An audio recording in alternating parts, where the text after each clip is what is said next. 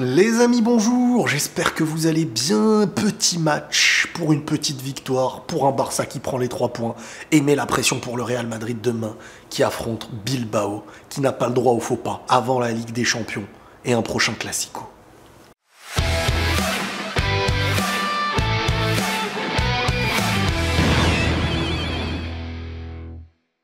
Ce match-là, les gars, il est un peu spécial, dans le sens où c'est le match pour le Barça qui est dominé, qui est maîtrisé.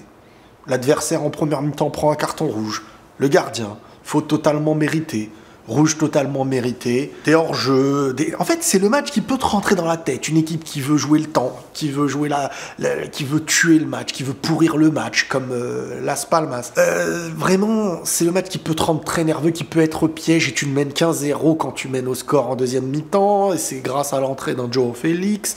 Vraiment, c'est le genre de match qui peut être un match piège. Et comme je vous dis, le Barça actuellement n'a plus le droit au faux pas en Liga. Sinon, l'espoir est anéanti. Comme je vous dis, là tout peut se... Enfin, ils ont pris les 3 points, ils sont à 5 points du Real, sans que le Real ait joué encore. Donc le Real joue demain, je vous dis, contre Bilbao sans Vinicius. Et il y a un Classico, ça veut dire que, tout bêtement, imaginons demain le Real perd ou fait match nul, il y aura 5 points d'écart ou 6 points d'écart. Imaginons le Real perd, la plus grosse catastrophe. Parce que beaucoup de gens disent, c'est fini, c'est... Demain, le Real perd. 5 points d'écart, avec le même nombre de matchs. Prochain Classico, imaginons le Barça gagne. Le Real ne doit pas faire un seul autre faux pas. Donc la Liga, alors tout peut se passer, parce que bien sûr le Barça peut faire des faux pas entre-temps, etc. Mais c'est pour vous dire qu'un match comme celui-ci d'aujourd'hui, c'est le match que si tu le ratais, bon ça y est, franchement ça devenait... Et le Barça depuis 2 mois n'a pas perdu en Liga.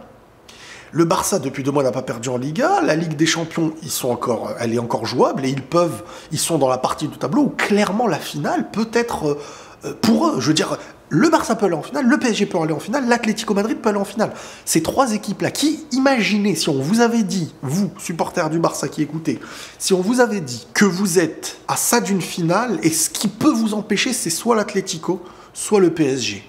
Alors, je mets pas Dortmund, mais Dortmund aussi, on le met dans le lot, on sait jamais. Mais imaginez bien, vous comprenez? C'est inimaginable, c'est se dire, mais c'est à la portée du Barça.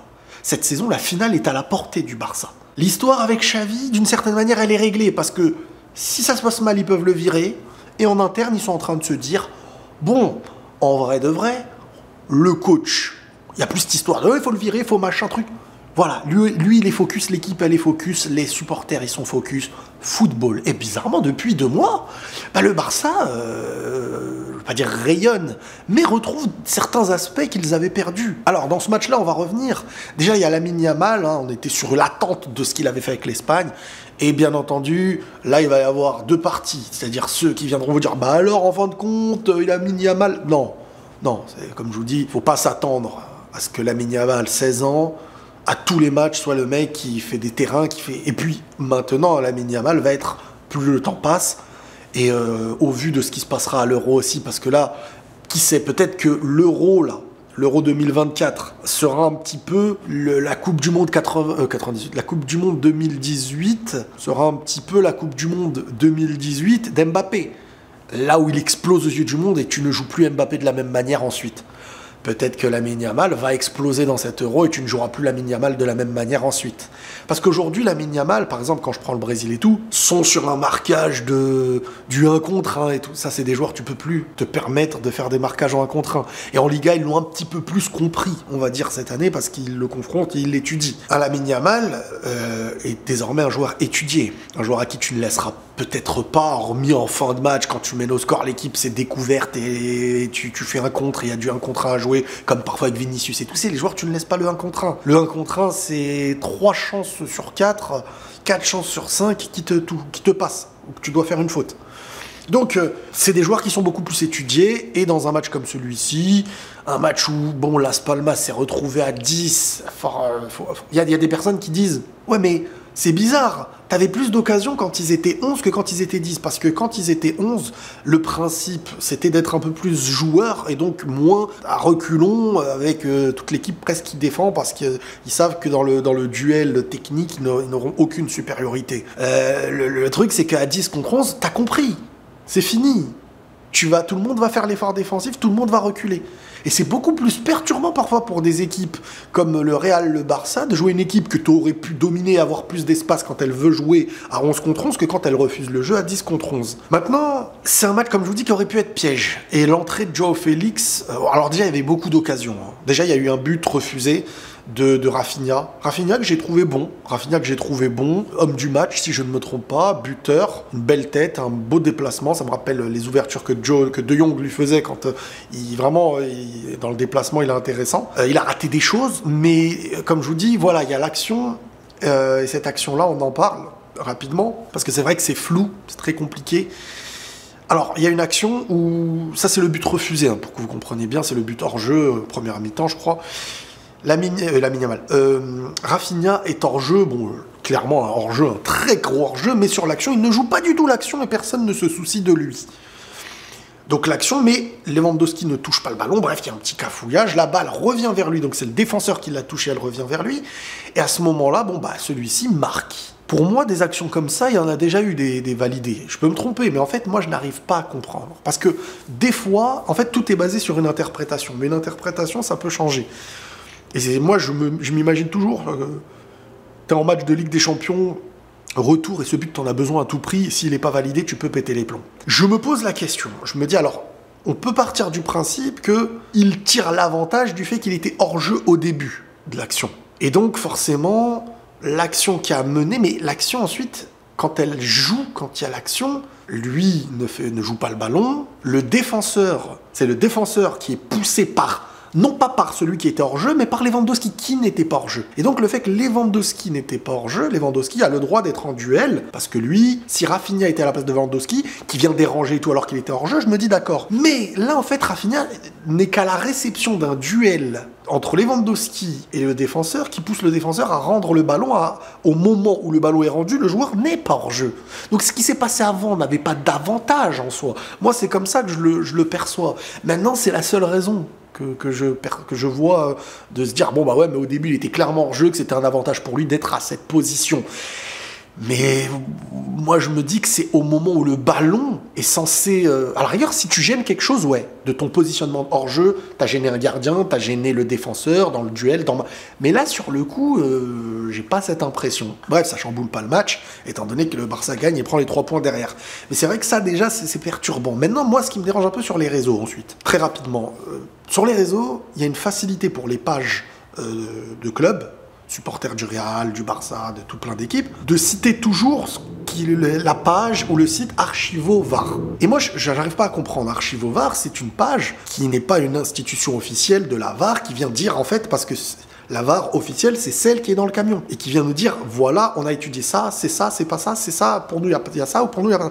Ensuite, que ce soit étudié par des personnes sur les réseaux en disant, on estime qu'il n'y a pas de problème, mais je vois maintenant les pages qui sont amenées à publier ces trucs en disant, le but aurait dû être validé, ou le but n'aurait pas dû être validé parce que la page a décidé que c'est son analyse. C'est comme si les gens disaient officiellement sur des sites, page du Real, du Barça, le but aurait dû être validé parce que Riles, dans sa vidéo, il a estimé par son analyse que... Et il faut faire attention, Archivo-VAR est une page, à moins que je me trompe, mais ça n'aurait aucun sens, sinon la VAR aurait été d'accord avec eux. Donc c'est un truc indépendant qui cherche à donner leur avis par la VAR avec leur manière d'analyser. Ça aussi, je tiens à le dire, pour les deux parties, parce qu'il y a plein de gens qui viennent me ramener des fois des arguments Archivo-VAR. Archivo-VAR est une page que j'aurais pu faire, que d'autres auraient pu faire, qu'une équipe peut faire, mais ils ne sont pas dans un camion avec tout ça. C'est en fonction des images qu'ils voient à la télé, comme nous on voit. Et eux, ils définissent que leur interprétation, c'est celle-ci, mais quand je vois des grandes pages officielles, Real, Barça, etc., partager ça, ce n'est pas un argument qui vient dire qu'il y a eu erreur officielle ou pas. Voilà, c'est tout ce que j'ai à dire. Maintenant, l'entrée de Joao Félix... le duo, les deux Joao, Cancelo est incroyable, à gauche, à droite, plus haut, plus bas. Enfin, plus bas, non, c'est un joueur qu'il faut quand même laisser la liberté offensive. Joao Félix, c'est le joueur d'inspiration.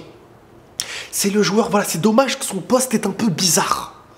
Parce que c'est le joueur d'inspiration. Il te lâche une passe avec une gestuelle, un piqué façon... tu vois le piqué comme ça, là. Il y a le piqué comme ça, et il y a le piqué comme ça.